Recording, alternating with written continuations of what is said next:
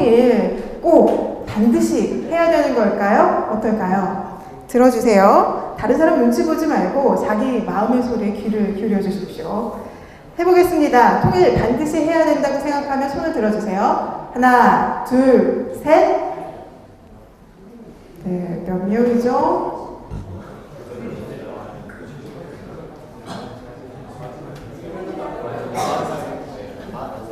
통일을 반드시 해야 된다고 생각하는 사람이 45명이라고 하네요. 네. 그러면 왜 그렇게 생각하는지 한 명씩 얘기를 한번 들어볼까요? 적극적으로 손을 드신 분 중에서 통일 왜 반드시 해야 되냐? 네. 찬성을 하는 이유는 아무래도 장기적으로 봤을 때 경제적이나 정치적 모든 외교적인 면에서 두 나라가 있는 것보다는 두 나라 힘을 합쳐서 한 나라가 되는 게 앞으로 장기적인 플랜을 위해서라고 그렇게 장기적인 플랜을 위해서라도 그렇다고 생각하고, 그 독일 통일 같은 경우는 봐도 90년대 서독이랑 동독이랑 그 베를린 장벽이 무너지면서 통일이 됐잖아요. 그런 것만 봐도 지금 좀 통일세 문제라는 그런 게 좀 있지만은 독일이 잘 살고 있는 거 보면 우리나라가 꼭 통일을 해야 한다고 생각합니다. 네, 굉장히 해박한 지식을 가진 친구였어요. 박수 한번. 그러면 아까 손을 대지 않은 친구 중에서 반드시 안 해도 된다. 한번 왜 그렇게 생각하는지 얘기를 해줄 수 있을까요? 네.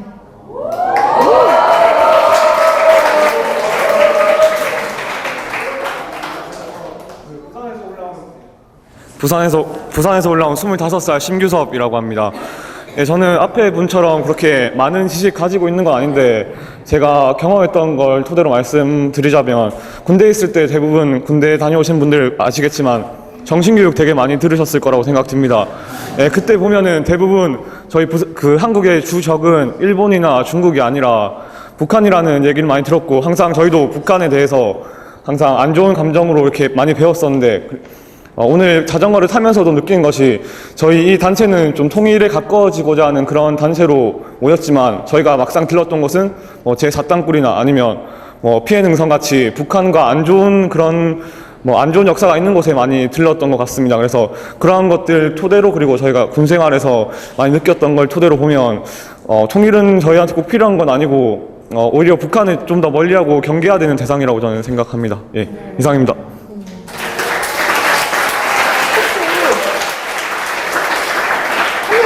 다른 의견 있는 친구 있어요? 통일 반드시 안 해도 된다. 다른 의견 있는 친구 있어요? 네.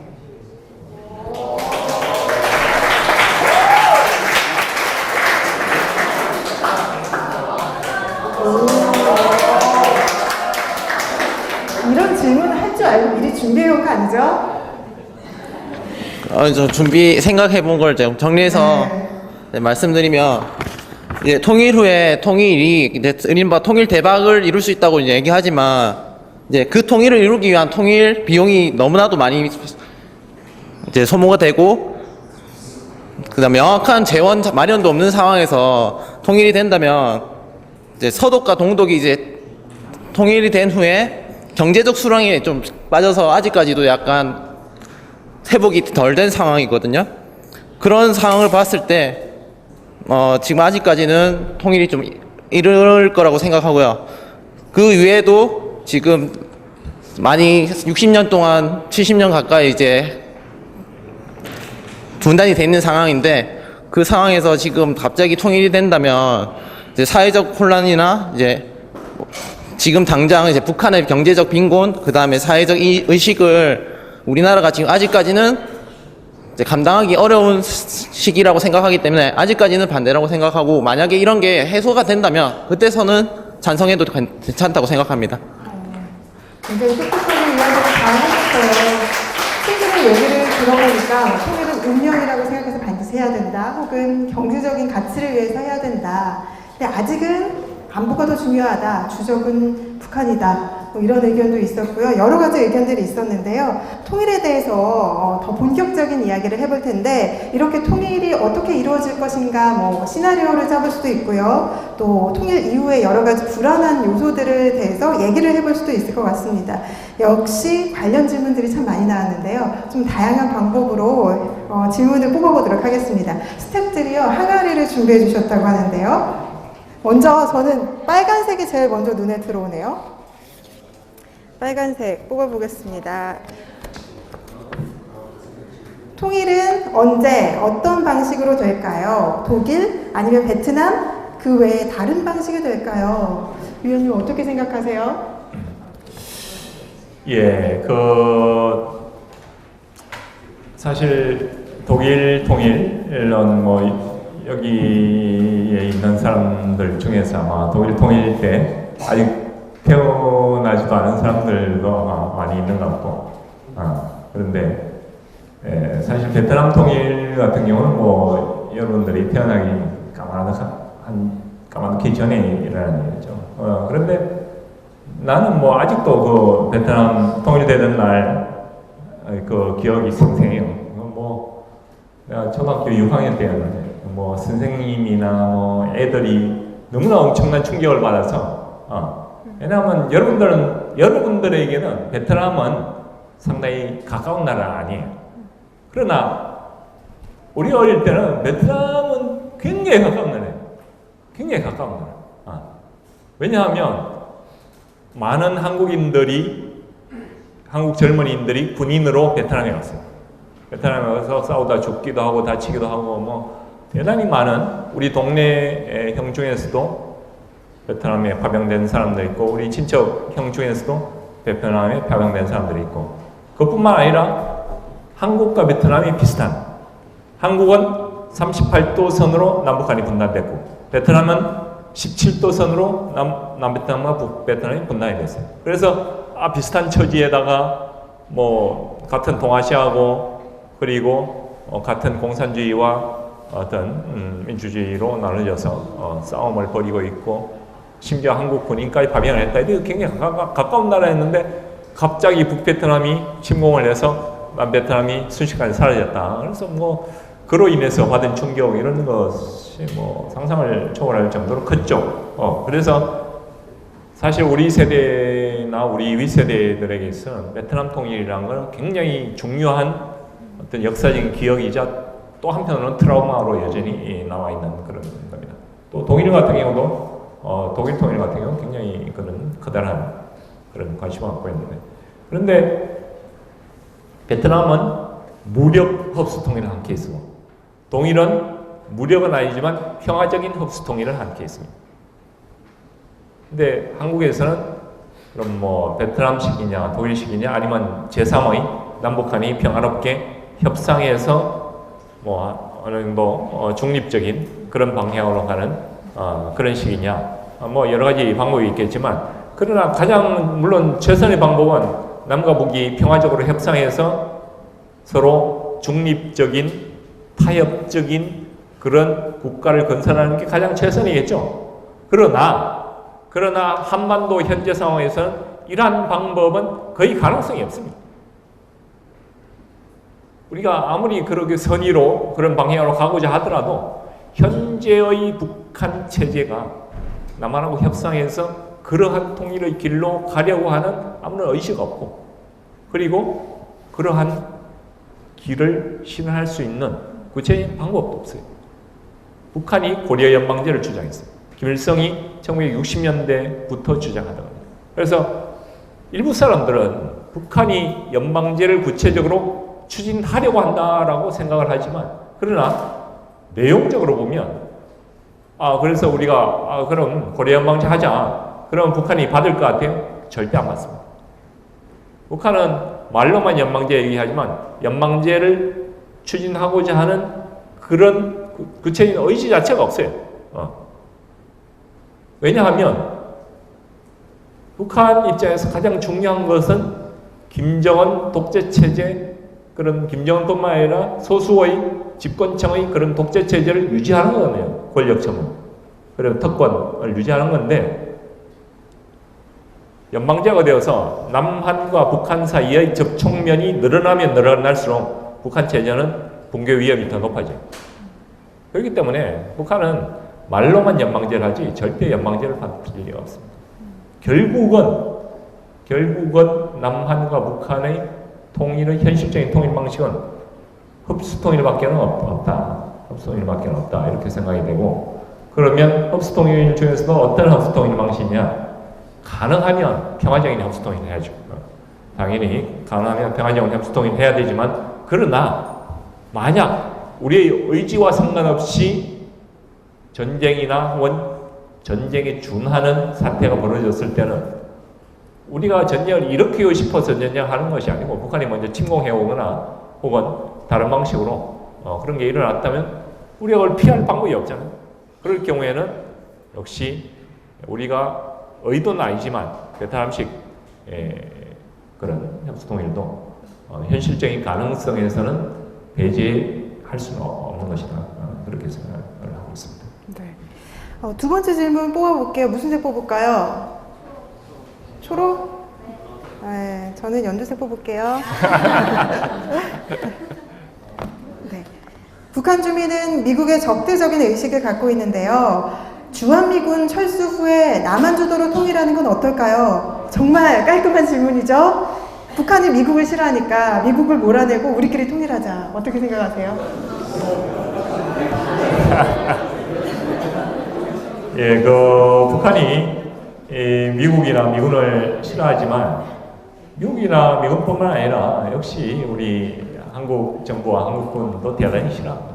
그래서 뭐 미국만 나가면 충분히 우리끼리 충분히 화기애애한 분위기에서 협상해서 통일할 수 있느냐? 절대 불가능합니다. 북한이 그렇게 그런 식으로 자세를 갖고 있었다면 옛날에 통일이 가능했겠죠. 그러나 북한은 절대 그러한 방식의 자세를 갖고 있지 않고, 그리고 북한이 핵무기를 비롯해서 온갖 형태의 위험한 무기들을 계속 개발하고 있는 만큼 가능하면 우리 힘으로 자주적인 그런 국방을 해야 되지만, 그러나 거기에 플러스해서 미국 혹은 미군의 도움을 받는 것도 더욱 안전하게 우리의 국가방위 안보를 지키는 그런 방식이기 때문에 우리가 불필요하게 모험을 택할 필요는 없지 않느냐, 그렇게 생각을 합니다. 그래서 그런 측면에서 보자면 오히려 어떤 우리의 강력한 힘에 플러스해서 미군의 힘을 거기에 연합한 힘으로 강력한 안보 태세를 갖추고 그런 북한이 그런 어떤 잘못된 모험적인 판단을 할 그런 가능성을 최대한으로 줄여놓은 그 바탕 위에서 통일을 추구하는 것이 가장 현실적인 방법이 아닌가, 그렇게 생각합니다. 네. 다음 질문 뽑아볼게요. 무슨 색 뽑을까요? 흰색? 좋아요.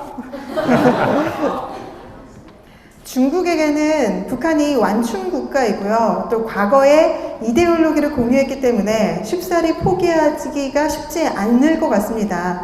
통일에 개입할 여지가 높은데요. 한국은 어떻게 중국의 한반도 개입 야욕을 버리게 하고 협조를 이끌어낼 수 있을까요? 굉장히 중요한 질문 같아요. 이 중국 입장에서는 중국이 주변에 대단히 많은 나라들과 국경을 접하고 있습니다. 그러나 다른 나라들 같은 경우는 뭐 예를 들어서 뭐 타지키스탄이라든지 뭐 네팔이라든지 부탄이라든지 뭐 버마라든지 기타 다른 나라들은 국경이 인구 밀집 지역하고 굉장히 멀리 떨어져 있어요. 뭐 예를 들어서 타지키스탄 같은 경우는 엄청난 그런 규모의 사막을 건너가야 겨우 이제 국경에 접하고 있고, 그러면 네팔, 부탄 이런 거는 뭐 세계에서 가장 높은 그런 산맥을 지나야지 겨우 도달할 수 있는 그런 나라들이고, 버마, 미얀마도 역시 마찬가지고. 그런데 인구 밀집 지역이고 중국의 수도와도 가깝고 그리고 비옥한 평야지대로서 국경을 접하고 있는 것은 한반도가 유일합니다. 그리고 그뿐만 아니라 동아시아의 중요한 역할을 하는, 그리고 동아시아의 부국인 한국이 있어요. 한반도에. 그래서 중국 입장에서는 한반도가 굉장히 중요한 요충지예요. 특히 중국은 주변의 여러 나라들 중에 확실한 중국 편이다 하는 나라가 한 나라도 없어요. 현재 북한 하나밖에 없습니다. 근데 중국은 지금 일본하고 굉장히 심한 갈등 상태에 있잖아요. 그리고 앞으로 또 이런 갈등 상태는 계속 정폭될 겁니다. 중국은 동아시아에서 주도권을 놓고 일본하고 계속 경쟁을 벌여야 되는 그런 입장에서. 그렇기 때문에 중국은 어떤 형태로든 한반도에 영향력을 갖고 있어야 돼요. 그러면 중국 입장에서는 지금 굉장히 중요한 선택을 해야 될 갈림길에 있습니다. 그러면 중국 입장에서는 남한은 이거 믿을 수 없다. 남한이 이게 통일 후에 반중국으로 가면 어떡하느냐. 이런 의심이 좀 있겠죠. 그럼 한국도 역시 마찬가지야. 한국도 우리가 중국에 계속 의존을 하는데 계속 중국이 나중에 결정적으로 뭐 북한하고 군사적인 충돌이 빚어졌는데 남한 편을 안 들고 북한 편을 들면 어떻게 하느냐. 우리도 중국을 확실히 못 믿고 중국도 역시 우리를 확실히 못 믿는 그런 상태에 있어요. 그러나 내가 볼 때 이건 과도기고 결국은 이 과도기가 지나면 중국도 결국은 어느 한쪽을 선택할 수밖에 없고 한국도 결국은 그런 중국으로 가까이 다가가는 선택, 중국도 남한 주도의 통일을 지지하는 그런 선택을 할 수밖에 없을 것이다. 나는 그렇게 봅니다. 지금 최근에 지난 한 3, 4년 동안에 미국의 유명한 연구소의 수석 그런 연구원들이 쓴 논문들 이런 거 읽어보고 중국의 또 유명한 연구원들이 쓴 논문들 이렇게 읽어보면 상당히 많은 연구원들이 결국은 한국은 경제적인 이유 때문에 통일 이후에 미국보다는 중국에 더 가까운 방향을 갈 수밖에 없다. 경제적인 이유도 있고 또 통일 과정에서 중국의 도움을 받을 수밖에 없는 그런 입장이 있기 때문에 결국 미국보다는 중국으로 더 가까이 갈 수밖에 없다. 이게 미국에서도 나온 얘기고 중국에서 나온 얘기입니다.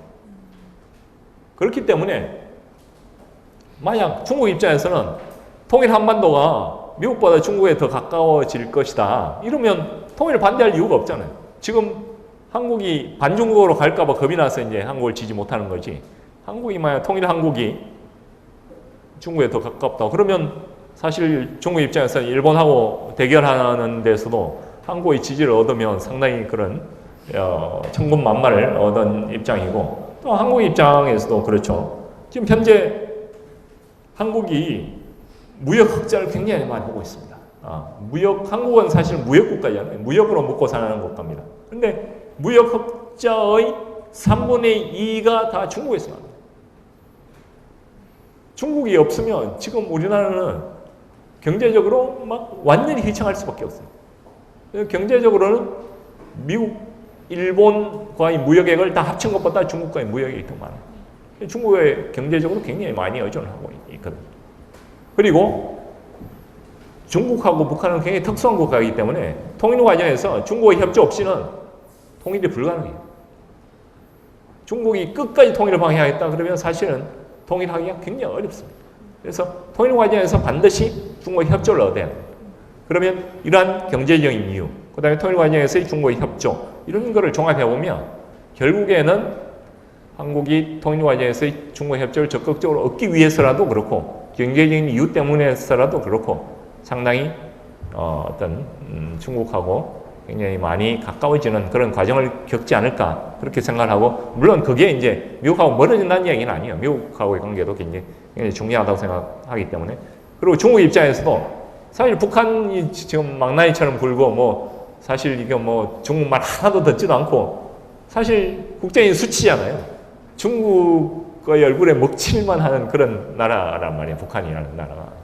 그런데 북한을 지금 당장은 뭐 사실 북한 이외에는 다른 선택의 여지가 없겠지만 장기적으로는 중국 입장에서 볼 때는 장기적으로는 북한을 버리고 남하고 손잡는 것이 중국의 이익에도 훨씬 더 이익이다 하는 이런 것이 중국의 상당히 유명한 연구원들의 최근 생각이고, 지도부가 중국 지도부가 이런 길을 확실히 선택한 것은 아니지만 내가 볼 때는 멀지 않는 장래에 그게 확정할 수는 없겠지만, 예를 들어서 3년에서 5년 그 이내에는 중국이 그런 방향으로 노선을 전환할 가능성이 굉장히 높지 않은가 그렇게 보고 있습니다. 그런 측면에서 보자면 중국의 통일에서의 부정적인 역할은 그렇게 크게 걱정할 필요는 없지 않을까 이렇게 생각합니다. 통일을 우리끼리만 할 수는 없는 것 같고요. 얘기를 더 들어보니까 중국과 미국과 여러 국제관계에서 어떻게 전략적 이익을 잘 끌어내느냐, 이게 참 중요한 것 같습니다. 다음은 저는 초록색 뽑고 싶어요. 제 맘대로 초록색 뽑겠습니다. 통일을 하면 단기적으로 경제에 타격을 입을 수 있다는 인식이 강한데요. 어떻게 생각하시나요? 여러분들이 보내준 질문 보니까요, 경제에 관한 거 굉장히 많았거든요. 몇 % 정도가 통일 질문 내에서 경제에 관한 질문이었을까요? 과연 몇 %? 70%? 제가 굉장히 확대 해석을 했네요. 10%였어요. 어쨌든요, 통일을 하면 단기적으로는 경제적 손해를 입을 수 있다, 이런 인식이 강한데 정말 그럴까요? 예, 사실 이제 통일 같은 경우도 경제적으로 여러 가지 어려움을 많이 겪었습니다. 독일 통일 때문에 서독 경제도 굉장히 어려워졌고, 동독은 순식간에 실업률이 40%까지 치솟는 등 굉장히 여러 가지 어려움을 굉장히 많이 겪었습니다. 이 한반도 통일은 정말 솔직하게 얘기해 보면 독일 통일보다 최소 3배 정도의 그런 충격을 줄 수밖에 없어요. 남한 경제도 그렇고 북한 경제도 역시 마찬가지입니다. 왜냐하면 남북한의 경제적 격차는 굉장히 극심합니다. 독일하고는 비교할 바가 아니에요. 독일 같은 경우는 동독의 당시 1인당 GDP가 서독의 1인당 GDP의 명목상으로는 80%였고 실질적으로는 3배 정도 차이가 났습니다. 3배. 실질 GDP는 3배 정도 차이가 났습니다. 근데 남한하고 북한하고 GDP 차이가 얼마예요?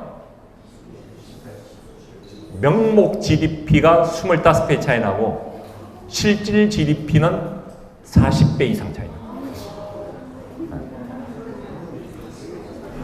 그러니까 이게 경제적인 격차가 동서독하고는 도저히 비교가 안 될 정도로 격차가 심한 상태에 있습니다. 그렇기 때문에 이거는 단순히 이거는 경제적인 충격 이런 걸 넘어서서 사실 일정 기간 그게 단기간이라고 할 수도 있지만 우리가 그냥 쉽게 단기간으로 얘기하기 어려운 단기간을 넘어서는 상당히 일정 기간, 예를 들어서 그게 20년이 될 수도 있고 적지 않은 기간 동안에 상당한 수준의 고통을 감내해야 되는 그런 과정일 것이다. 그렇게 생각이 됩니다. 그런데 문제는 동서독 통일 같은 경우는 그 사람들이 정말 우리는 통일하기 싫다. 그럼 통일 안 할 수도 있었어요. 그런 동독 헌법이나 서독 헌법은 통일을 강제하고 있지 않았습니다. 그러나 그리고 그 나라 사람들은 이미 충분히 근대화를 경험한 사람들이 충분히 자기들끼리 타협하고 논의해서 결정하고 그리고 그 결정을 따르고 하는 그런 근대적인 훈련들이 서독뿐만 아니라 동독도 그 사람들은 이미 150년간의 그런 근대화 과정을 이미 완성한 다음에 동서독이 분단이 됐습니다. 그렇기 때문에 충분한 민주적인 혹은 근대적인 그런 논의 과정, 결정 과정을 거쳐서 우리 통일하지 말자. 그럼 통일 안 할 수 있어요. 그러나 한반도에는 그런 근대화 과정을 공유한 경험이 없습니다. 따라서 우리 민주적인 논의를 거쳐서 통일하지 말기로 결정하자. 안 됩니다. 불가능해요. 통일하기 싫다. 그래서 국민적인 논의를 거쳐서 여론조사해서 통일을 혹은 국민투표에서 통일 안 하자. 안 됩니다, 이게. 국민투표를 남한만 할 수 있나요? 북한에 국민투표 할 수 있어요? 현재 김정은 체제가 물러나도 정상적인 그런 민주적인 논의나 협의가 안 돼요. 따라서 통일은 여러분들 이 정상적인 국가적인 그런 과정으로 생각하면 안 됩니다. 통일은 선택사항이 아니에요. 현재 대한민국 헌법도 통일을 헌법상으로 강제를 하고 있어요. 그리고 조선민주주의인민공화국 헌법도 역시 통일을 헌법상으로 강제하고 있어요. 동서독하고도 또 다릅니다.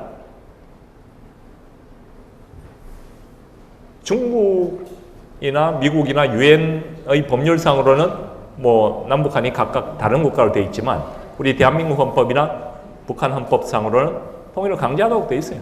그리고 북한하고 정상적으로 협의해서 우리 통일하자 혹은 우리 통일하지 말자 이런 게 현실적으로 가능하지 않아요. 그리고 북한 주민들은 지금 대단히 어려운 고통과 가난 속에 있기 때문에 뭔가 통일이 되면 그런 논리적으로 깊이 있게 생각은 안 하지만 통일이 되면 최소한의 극한적인 상황보다 나아질 것이라 이런 희망을 갖고 있습니다. 그런 조건에서 북한 사람들은 이 통일하면 이런 장애물도 있고 이런 어려움도 있고 이런 뭐 충격도 있고 그래서 통일하지 말자? 이게 잘 되겠습니까? 이 얘기가? 잘 안 돼요. 잘 될 수도 없고 그리고 대한민국 헌법상으로 지난 70년 동안 대한민국 헌법에서 남북한이 한반도 전체가 하나의 국가고 통일을 헌법상으로 강제해놨는데 어느 날 갑자기 우리 통일하지 말자? 안 되거든요. 이게 그냥 설득력도 전혀 없고 명분도 전혀 없고 북한 주민들을 설득할 수 있는 아무런 그런 방법이 없습니다.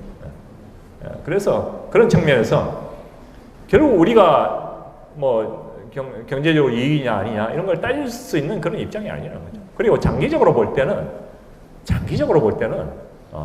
결국은 한반도에서 통일되는 게 결국 유리할 것이라 나는 그렇게 믿고 있어요. 일단 뭐 북한의 그런 지하자원이 풍부하고 이런 거는 뭐 내가 볼 때 부차적인 문제고 이런 남북한이 분단되어 있음으로써 생기는 우리의 근본적인 잠재력의 제한 이런 것이 우리가 셀 수 없는 이런 엄청난 잠재적인 에너지가 있거든요. 그런 것을 생각해 볼 때는 우리가 한 10년에서 길면 30년 정도는 상당한 경제적인 고통을 겪을 그런 각오를 할 수도 있지만 장기적으로 볼 때는 우리에게는 결국은 통일이 대박이고 엄청난 민족적 에너지의 잠재력을 꺼내낼 수 있는 그런 길이 아니냐 이런 관점에서 접근하는 것이 좋지 않을까 그렇게 생각합니다. 얘기를 듣고 보니까 아까 친구가 얘기했는데 통일은 정말 운명이라는 생각이 드는데요. 반드시 해야 되는 거면 제대로 준비해야겠다는 생각이 또 듭니다. 그래서 이런 시간 참 의미가 있는데 2개밖에 안 남았어요. 무슨 색 했으면 좋을까요? 하늘색? 그래요. 하늘색 할게요. 하늘색 질문입니다. 네. 이거 되게 중요한 문제인 것 같아요. 어렵기도 하고 중요하기도 하고 통일을 앞두고 남북한 주민의 가장 큰 차이는 무엇입니까? 그런 차이로 통일 후에 북한 주민들이 느낄 이질감과 소외감은 없을까요? 좀 많을 것 같은데요. 예, 굉장히 많겠죠. 그 남북한 주민들 사이에 그 이질감을 흔히는 크게 이념의 차이, 체제의 차이 이 두 가지를 얘기를 합니다. 그런데 아까 내가 얘기했잖아요. 북한의 사회주의는 완전히 붕괴됐어요. 사회주의가 완전히 붕괴됐기 때문에 체제의 차이를 얘기하지만 북한이 뭐 어떻게 보면 기존의 사회주의 체제가 아니라 어떤 굉장히 그 낙후된 3세계 국가, 3세계 독재 국가와 같은 그런 모습을 하고 있어요. 그래서 그냥 낙후됐을 뿐이지, 그리고 낙후된 독재 국가일 뿐이지 그런 사회주의라든지 공산주의라든지 이런 측면으로 체제의 차이 이런 것을 느끼기는 굉장히 어렵다. 이런 것이고, 또 하나는 이념의 차이를 얘기하지만 여러분들 북한에서 오는 뭐 북한 민영 응원단들 뭐 보면 굉장히 우리 입장에서 또 이해하기 힘든 그런 행동도 해요. 미니어라는 이야기 나오니까 눈이 번쩍 뜨이는 남자친구들이 있었어요. 예, 그리고 그뿐만 아니라 북한에서 남북 회담하러 오는 사람들도 굉장히 납득할 수 없는 행동을 합니다. 그래서 뭔가 이념이 굉장히 많이 다르지 않느냐 이렇게 생각하지만 실제로 북한 특별한 이념이 없습니다. 내가 북한의 노동당 간부들도 대단히 많이 만나보고 그 뭐 다양한 형태의 탈북자들도 많이 만나보고 북한 무역회사 간부들, 뭐 북한의 유학생들, 교수들, 교사들 대단히 많은 그런 계층의 사람들을 많이 만나봤지만 그 중에 뭔가 뚜렷한 확고한 이념을 갖고 있는 사람은 한 사람도 본 적이 없어요. 북한에는 1970년대 초부터 지난 40년 동안 마르크스주의, 레닌주의, 마오쩌둥주의 이런 것들이 다 검서가 됐습니다. 마르크스주의 서적을 읽을 수가 없어요. 검서가 돼서. 그런 각종 사회주의 서적을 접할 수 없도록 되어 있습니다. 그러면 주체사상이 있지 않느냐? 천만의 말씀. 근데 아까 김일성이 주체사상 잘 모른다 그랬죠? 근데 문제는 김일성뿐만 아니에요. 김일성뿐만 아니라 북한의 모든 대부분의 노동당 간부들이나 뭐 공작원들, 뭐 기타 심지어 뭐 교수들까지도 주체사상을 잘 몰라요. 잘 모르고 주체사상에 대해서 대하여서 이념적인 관심이 전혀 없어요. 그냥 위에서 시켜서 그냥 외우라 하니까 그냥 달달달 외울 뿐이지. 예. 여러분들은 그런 세대가 아닐지 모르겠는데 우리 어렸을 때 국민교육헌장을 외우라 그랬어요. 그래서 초등학교 때 막 그냥 선생님이 안 외우면 막 때리니까 할 수 없이 달달달 그냥 외웠을 뿐이지 뭐 그 초등학생이 그 국민교육헌장 내용에 대해서 뭐 관심을 갖는 게 아니잖아요. 그것과 마찬가지예요. 북한에서 주체사항은 그냥 외우라 하니까 달달달 외울 뿐이지 그 내용에 대해서 이념적인 관심을 갖는 사람이 없습니다. 한국에 탈북자들이 굉장히 많아요. 거기 슬기 씨가 근무하는 직장에도 탈북자들이 있죠. 네. 예, 탈북자들이 주위에 대단히 많습니다. 탈북자들 만나보면 알아요. 그 사람들이 무슨 대단한 이념이 있습니까? 지금 이념이 없을 뿐만 아니라 심지어 북한에 있었을 때도 특별한 이념이 없었다는 거예요. 여기서 북한이 그런 어떤 체제 혹은 이념 차이 이런 것은 내가 볼 때는 큰 문제가 아니에요. 통일이 되자마자 그런 거는 순식간에 극복할 수 있는 문제입니다. 그러나 뭐가 가장 큰 문제냐? 내가 아까 말씀드렸죠. 동서독은 근대화를 150년 이상 공유해온 그런 경험이 있습니다. 150년 동안 공유하고 근대화가 완성된 상태에서 동서독이 분단이 됐어요. 그럼 한반도는 어떠냐? 한반도에서 구한말에 아주 미미하게 근대화를 했어요. 그리고 일제시대 때도 약간 미미하게 근대화를 했습니다. 남북한이 근대화를 공유한 경험은 이 미미한 수준의 근대화밖에 없어요. 그래서 근대화가 완성되기는커녕 근대화의 초보적인 단계에서 남북한이 분단이 됐습니다. 근대화가 서로 공유하고 있는 근대화의 경험이 별로 없어요. 그러면 그 이후에 남한은 빠른 속도로 경제 발전을 하고 경제 발전뿐만 아니라 사회 여러 분야에 있어서 빠른 속도로 근대화를 했습니다. 북한은 초기 50년대나 60년대는 조금 근대화를 하다가 지금은 훨씬 더 후퇴됐습니다. 우리 심지어 많은 부분에서 일제 강점 시기보다 더 근대화가 후퇴한 분야들이 많이 있습니다. 이게 결국 핵심적인 문제를 낳는 남북 사이에 체제, 이념 이런 거는 큰 문제 아니에요. 체제 차이, 이념 차이 이런 거는 실제로 크지도 않지만 실제로 있다 하더라도 빠른 속도로 극복할 수 있어요. 그러나 문명의 차이 이런 거는 정말 극복하기 어렵습니다. 절대로 빠른 속도로 극복하기 어려운 거예요. 여러분들 최근에 세월호 사태. 세월호 사태를 보더라도 세월호 사태 과정에서 그런 선장이나 선원들이 보인 그런 행태, 그리고 유병헌이 종교를 관리하는 그런 행태라든지 기업을 관리하는 행태, 이런 걸 보면 한국이 빠른 속도로 물질 문명도 발전하고 또 민주화도 빠른 속도로 하고 뭐 기타 여러 가지 측면에서 빠른 속도로 근대 문명을 건설해 왔지만, 그럼에도 불구하고 정신 문명 건설은 절대 그렇게 우리가 마음먹은 대로 빨리 발전하지 않는다는 거예요. 그런 측면에서 보면 북한 같은 경우도 우리가 엄청난 돈을 북한에 투자를 하고 아주 빠른 속도로 기술을 전수하고 엄청난 그런 규모의 SOC를 북한에 건설하고 하면 북한 경제 물질적인 면에서는 빨리 발전할 수 있어요. 그러나 북한의 정신 문명, 정치 문명 이런 것은 절대 그런 빠른 속도로 발전할 수가 없습니다. 그런 측면에서 볼 때는 남북한의 이 문명의 격차라는 것은 우리에게 대단히 여러 가지 어떤 장애물, 도전 과제를 만들어주는 그런 커다란 문제가 아닐까, 그렇게 생각하고 있습니다. 네. 이제 마지막 질문 한 가지 남았어요. 이거 해야겠죠? 네. 통일이 이루어지려면 남한뿐 아니라 북한의 관심도 중요합니다. 북한 주민들의 통일에 대한 인식은 어떨까요? 북한 주민들이 통일을 원할까요? 안 원할까요? 이런 질문도 될 수 있을 것 같아요. 아까도 간단하게 언급을 했습니다.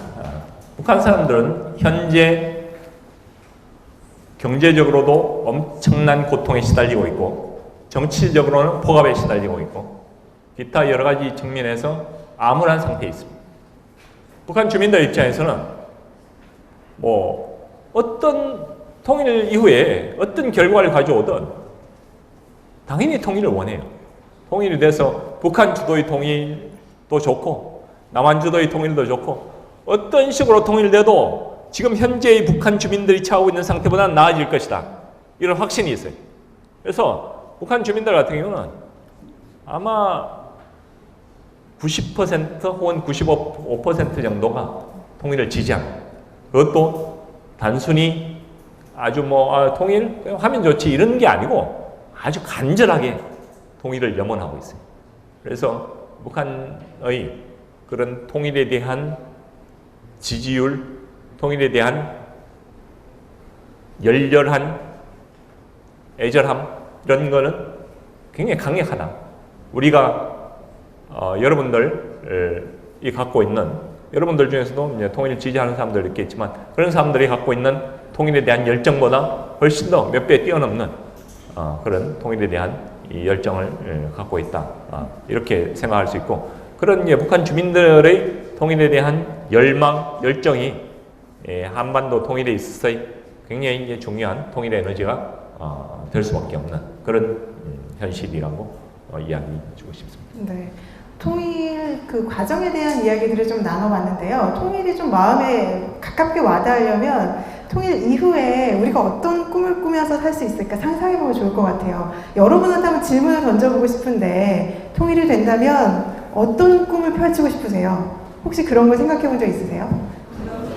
잠깐 생각할 시간을 드릴까요? 누구라도 좋습니다. 원하시는 분 손을 들어주세요. 없으신가 봐요. 선물을 드리려고 했는데. 네, 선물. 네, 멋있는 친구인데 통일되면 뭘 하고 싶어요? 백두산 자전거 행사하면서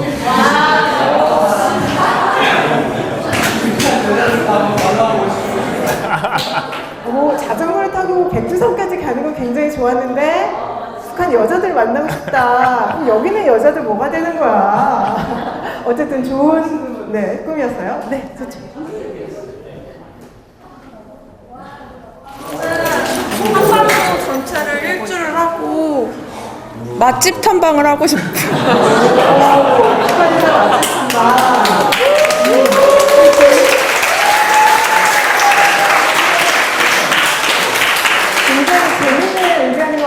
대부분 대학생들한테 많이 물어보면 가장 많이 나오는 이야기가 북한을 여행해보고 싶다 이런 의견이 참 많았던 것 같아요.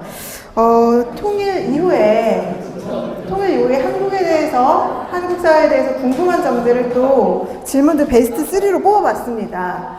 스태프들이요 판넬을 또 준비하셨다고 해요. 그러면 첫 번째 질문부터 베스트 1 뜯어보겠습니다. 한번 뜯어주시겠어요? 예. 3. 3부터. 네, 3부터 뜯겠습니다. 네, 통일에는 여러 가지 긍정, 부정적 요소가 존재합니다. 모든 것을 초월해서 진짜로, 정말로 통일을 해야 되는 목표와 이유는 무엇 때문일까요? 모든 걸 초월해서, 솔직히 말해서 왜 통일해야 될까요? 글쎄요, 사실 제가 20대 때 그때 통일운동을 막 그냥 대단히 활발하게 통일운동을 전개를 했어요. 그때는 통일을 해야 되는 이유, 그래서 통일을 해야 되는 10가지 이유 해서 막 굉장히 막 멋있고 장황하게 설명을 했던 기억이 나는데, 근데 지금 와서 돌이켜 생각해보면 다 그냥 그런 얘기들 다 허망한 얘기들이. 그러니까 다 그냥 근거도 약하고 논리적인 기초도 약한 그런 얘기들입니다. 사실 우리가 통일을 해야 되는 이유, 내가 볼 때는 별 다른 이유가 없는 것 같아요. 별 다른 이유가 없고 통일을 피할 수가 없어요. 내가 볼 때는 통일 피할 수가 없어요. 여러분들 이렇게 상당히 많이 근대화된 그런 사회에 살고 있습니다. 그래서 우리가 여론조사도 하고 국민투표도 하고 선거도 하고 이렇게 생각해서 서로의 의견을 모을 수 있는 그런 방법이 있습니다. 그래서 국민들이 통일을 원하는지 안 원하는지 그런 걸 수렴할 수 있는 그런 과정들이 있습니다. 그래서 우리가 원하지 않으면 통일 안 해도 되겠지 이렇게 생각하겠지만, 아까 내가 자세히 설명한 것처럼 실제로 우리가 통일을 피한다는 것은 내가 볼 때는 거의 불가능한 일이 아닐까 그렇게 생각이 되고, 또 하나 아까 얘기한 것처럼 장기적으로 봤을 때 우리 민족의 거대한 그런 숨어있는 잠재적 에너지를 끌어올리고 우리 한반도 통일한국을 세계의 굉장히 중요한 리더 국가로서 자리매김하는데 통일은 우리가 반드시 거쳐야 할 결정적으로 중요한 그런 과정이다. 이렇게 얘기를 할 수 있겠습니다. 네. 그럼 이제 베스트 2도 조심스럽게 뜯어보겠습니다. 네. 두 번째, 재밌네요. 통일이 되면 국가 정상은 누가 됩니까? 아마도 이 질문은요, 통일 이후에 국가 정상이 갖춰야 할 자격? 이런 질문인 것 같아요. 아까 잠깐 얘기 나왔지만, 아까 이제 통일 직후에 10년에서 한 30년 정도 경제적 어려움을 겪을 거라고 얘기했는데, 사실은 경제적 어려움은 핵심적인 문제가 아닙니다. 결정적인 문제는 정치적인 어려움이에요. 정치적으로 굉장히 커다란 장애물과 혼란이 기다리고 있습니다. 그리고 경제적 어려움은 그것이 국가의 리더가 국민들을 잘 설득하고 또 잘 규합하고 이끌어 나가면 큰 문제가 아닌 것이 될 수도 있지만, 자칫 잘못해서 국가 리더가 국민들을 잘 설득하지 못하고 통합을 잘 이끌어내지 못한다면 엄청나게 문제가 전폭될 수 있어요. 그리고 북한 주민들과 남한 주민들은 너무나 많이 다르기 때문에 남북한 주민들 사이에 이질감, 질시, 서로 간의 갈등 이런 게 계속 전폭돼서 나타날 가능성이 굉장히 많습니다. 그렇기 때문에 통일 대통령이 갖춰야 될 핵심적인 결정적인 덕목은 바로 북한 주민들을 잘 이해하고 잘 접근하고 북한 주민들에게 국가 목표 정책을 잘 설득하고 북한 주민들을 잘 규합해서 적국가전체의 목표를 향해서 잘 나갈 수 있는 그런 리더. 그러니까 북한 사회에 대해서, 북한 주민에 대해서 정확하게 알고 그들의 마음을 읽고 그들의 마음을 잘 얻을 수 있는 이런 것이 잘 훈련된 그런 리더가 통일 대통령이 되어야 한다. 그렇게 생각합니다. 얘기를 들어보니까 딱 전해요. 적어봐주세요. 첫 번째, 이제 베스트 원 뽑겠습니다. 네. 통일이 이루어지기 어려운 이유 중 하나가 남북한 간의 정치체계의 큰 상이성이 아닐까 싶어요. 어떻게 극복할 수 있을까요? 정치체계의 다름, 큰 문제가 될 것 같거든요. 그러니까 사실 현존하는 북한의 정치 체계는 통일 전에 이미 무너질 가능성이 많습니다. 그러면 현존하는 북한 체제가 무너진다면 그러면 한국과 같은 그런 민주주의 시스템을 바로 도입해서 실현할 수 있느냐? 내가 볼 때는 그렇지 않다는 거예요. 그것은 가능하지 않습니다. 전 세계 어느 나라를 막론하고 서구식 민주주의를 지나치게 급진적으로 도입했다가 성공한 나라는 단 한 나라도 없어요. 2차 세계대전 이후에 빠른 속도로 발전한 나라들은 어떤 나라들이 있어요? 한국, 싱가포르, 타이완, 홍콩, 뭐 최근에 들어와서는 중국, 말레이시아 이런 나라들이 있습니다. 이런 나라들 중에서 단 하나의 예외도 없이 대부분 독재 체제를 경험했습니다. 독재 체제를 나름대로 어떤 형태로든 뭐 학술적으로는 권위주의라고 표현합니다. 권위주의 체제를 경험한 거였습니다. 근데 북한에서 남한식 민주주의를 북한에 이식해서 정상적으로 국가가 발전할 수 있느냐? 나는 전혀 그렇게 보지 않습니다. 남한식 민주주의를 북한에 이식하는 것은 현실적으로 적합하지도 않고 북한 사회의 잠재력을 끌어올려서 북한 사회를 정상적으로 발전시키는데 적합하지 않다고 봅니다. 그러면 뭐냐?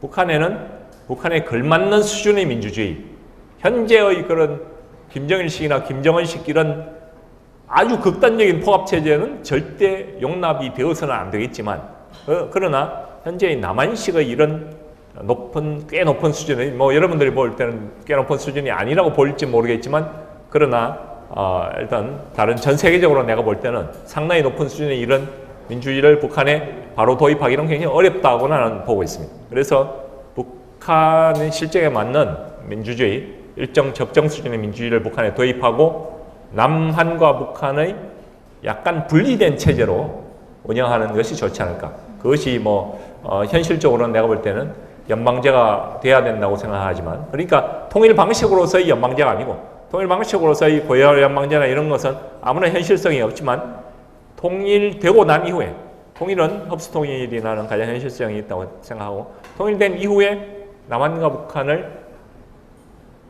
실질적으로 이끄는 그런 정치 체제로서는 결국 연방제, 남과 북을 각각 다른 어떤 시스템으로 운영하는 연방제로 가는 것이 가장 현실적인 방법이 아닐까, 그렇게 생각합니다.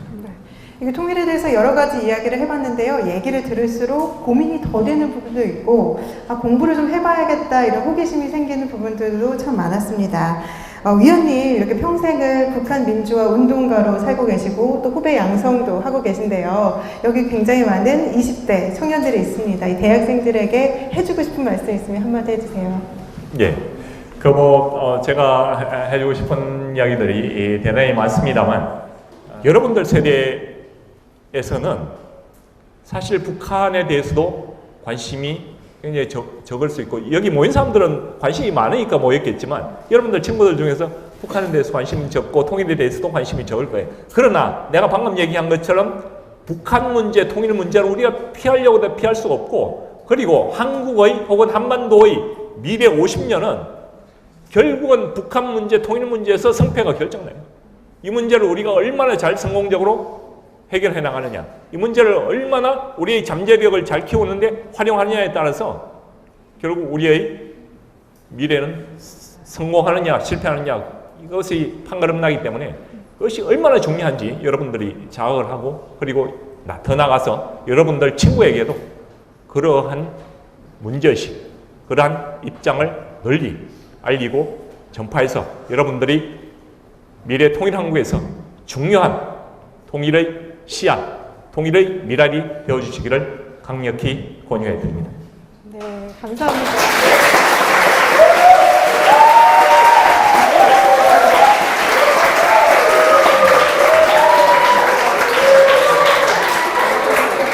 네, 여러분 통일 누가 할까요? 통일 우리가 하겠죠. 네. 통일에 대해서 관심 갖고 더 많이 공부해야겠다는 생각이 참 많이 들었습니다. 정부도요, 최근에 통일준비위원회를 발족했잖아요. 우리도 뭔가 시작해야 되지 않을까? 그런 생각이 참 많이 들었습니다. 여러분, 지금까지 참 즐거운 시간이었나요? 어땠어요? 괜찮았어요? 오, 고맙습니다. 네, 여러 가지 궁금증 풀어봤는데요. 이제 마지막으로 마지막 기회를 드릴게요. 현장에서 아직도 궁금증이 있다 하시는 분 손을 들어주세요. 네.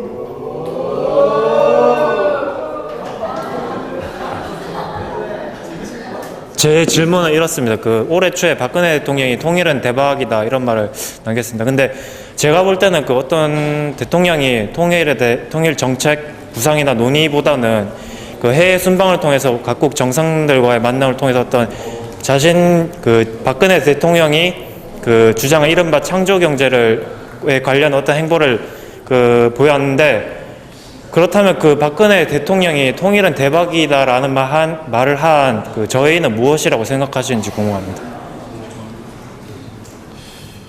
글쎄요, 대통령이 그런 이야기를 한 그런 목적이나 그런 데 대한 저희 이런 것을 내가 정확하게 알기는 굉장히 어렵지만, 그러나 어쨌든 대통령이 통일에 대한 관심이 많고, 그리고 통일을 어쨌든 자기 대통령의 임기 안에 충분히 이룰 수 있다, 그리고 통일이 멀지 않았다 하는 그런 인식에 기초해서 나오는 것이 아닐까 이렇게 생각이 되고, 그리고 대통령뿐만 아니라 국정원장이나 이런 기타 이런 사람들이 굉장히 통일 문제에 대해서 많이 언급하는 걸 보니까 아마 국가의 핵심 수뇌부에서 어떤 정보를 가지고 있는 것 같아요. 그러니까 북한 내부의 핵심적인 그런 부분에 대한 정보라든지, 그리고 중국 정부 핵심부에 관한 어떤 정보라든지 이런 걸 종합적으로 놓고 볼 때 통일이 멀지 않았고, 그리고 통일을 적극적으로 준비하는 것이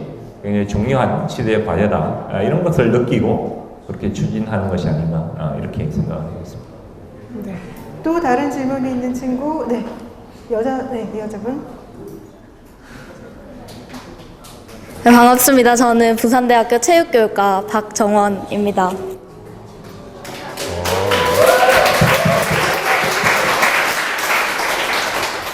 강연 잘 들었고요. 저는 이제 중국과의 문제에 있어서 지금이 조금 과도기라는 것이 가장 인상 깊게 이제 강연을 통해서 들었는데, 한반도가 지정학적으로 이제 동북아에서 가장 중요한 위치에 있잖아요. 또 통일 문제에 있어서 또 중국이라던가 미국이라던가 러시아, 일본까지도 이제 저희와 조금 간섭을 할 수 있다고 생각을 하는데, 그러면 지금이 과도기인데, 그러면 중국과 미국의 영향력을 가장 최소화하는 이제 통일 방안이 무엇이라고 생각하시는지가 궁금합니다.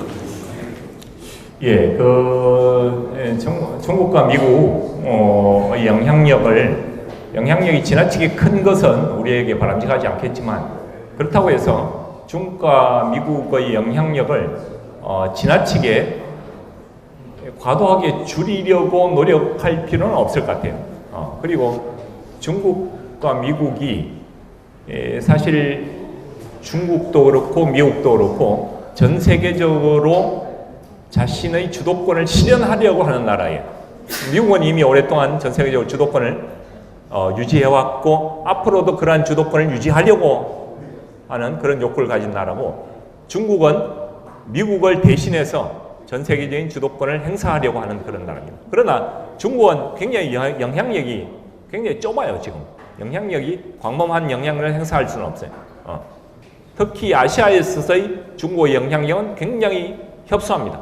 그래서 중국 입장에서는 자신의 영향력을 굉장히 적극적으로 확대하려고 하고 있고, 일단 1차적으로는 아프리카, 그 다음에 아시아에서는 동남아와 한반도예요.